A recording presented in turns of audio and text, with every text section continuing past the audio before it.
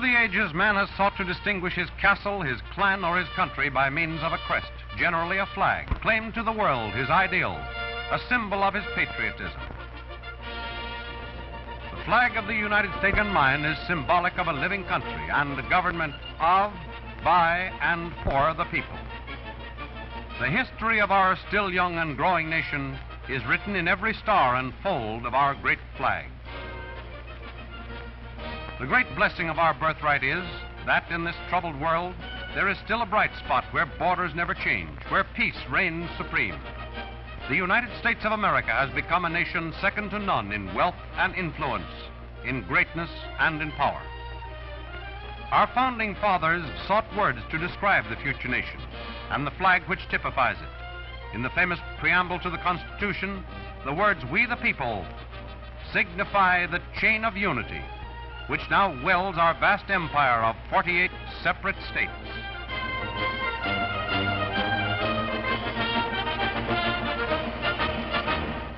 King James VI united these two early English flags, the Cross of St. Andrew and Cross of St. George, into one emblem.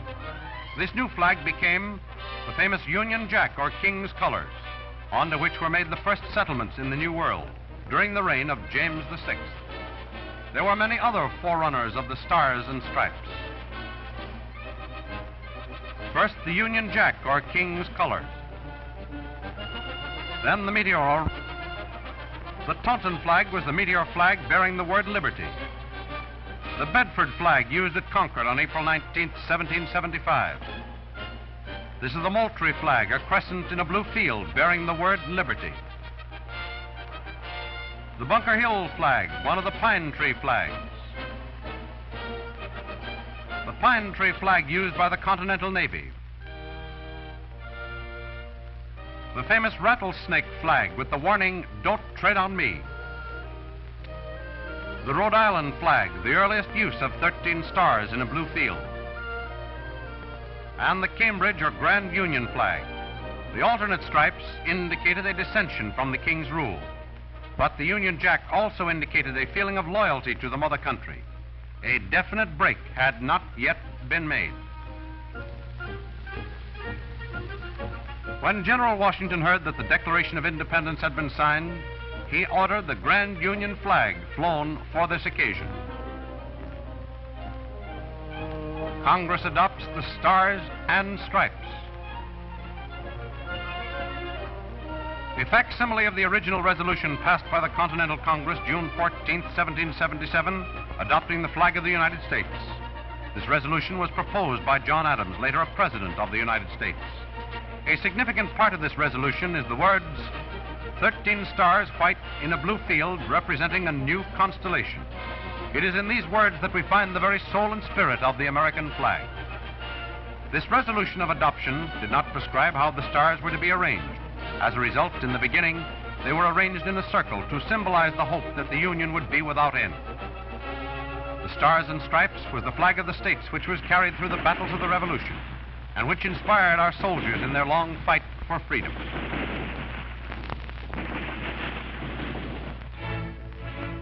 The surrender of Cornwallis at Yorktown, this marked the beginning of the United States as a free nation. The Stars and Stripes had won its first significant victory. It could now take its place among the flags of the world. In 1791 and 92, Vermont and Kentucky were admitted to the Union.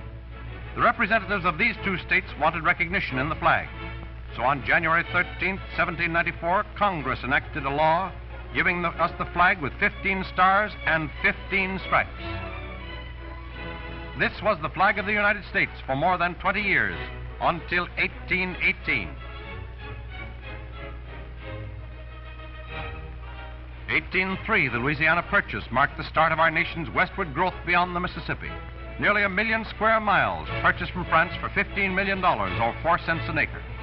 This territory later added 13 stars to the flag. 1818, the Union had increased to 20 states. Ohio, Indiana, Tennessee, Mississippi, and Louisiana were given recognition in an act passed by Congress. This act returned the number of stripes to the original 13 and decreed that thereafter a star should be added to the blue field for each new state admitted. The essence of the act was every star a state, every state a star.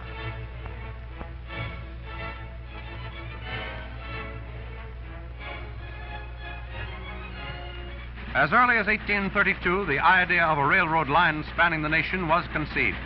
At that time, there were only 140 miles of track in the entire country.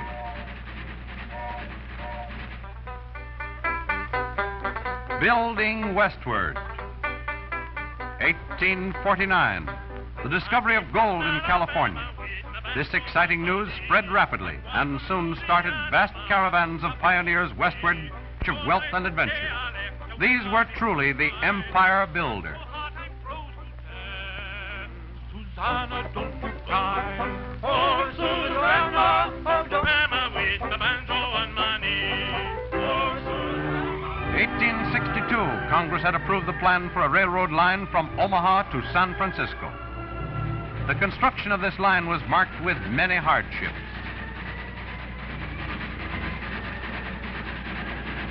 The Indians quickly realized that the railroad was a pathway by which land-hungry settlers would soon be arriving. It would end their happy hunting ground. They attacked the construction crews at various points along the line.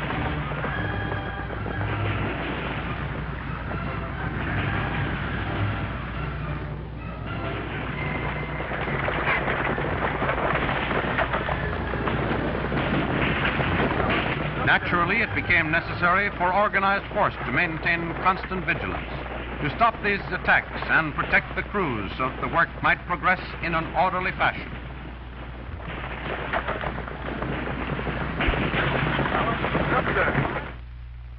At long last, these empire builders had made it possible to cross the country by rail. The continent was linked from coast to coast. The westward sweep of empire carried with it a wave of new states, more stars for the flag. By 1912, our nation consisted of 46 states. Then, Arizona and New Mexico added their 2 stars to give us our present 48 states.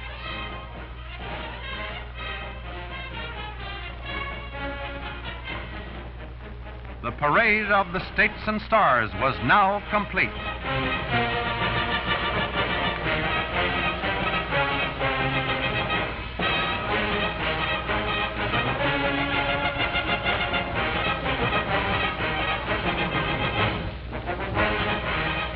On May 30th, 1916, President Wilson established June 14th of each year as Flag Day, the culmination of more than a quarter of a century of effort to engender interest in the observance of Flag Day.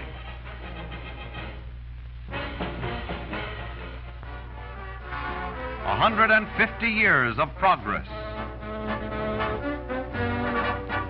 The of stars representing states which started east of the Mississippi has been joined by a galaxy of stars in the west, forming a complete constellation whose brilliance is reflected around the entire world.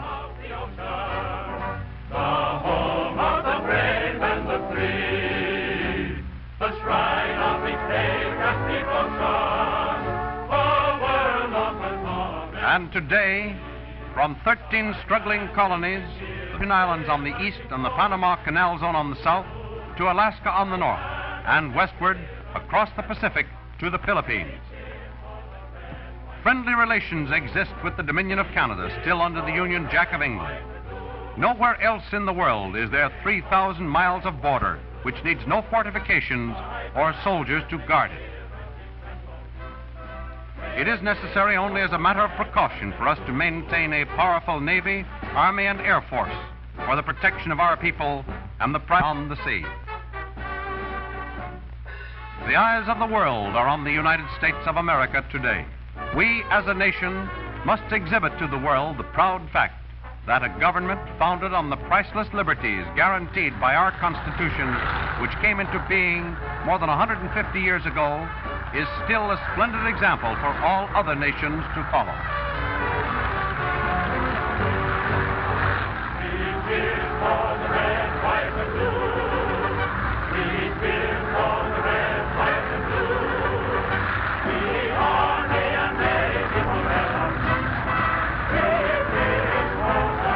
All hail the flag of the United States of America.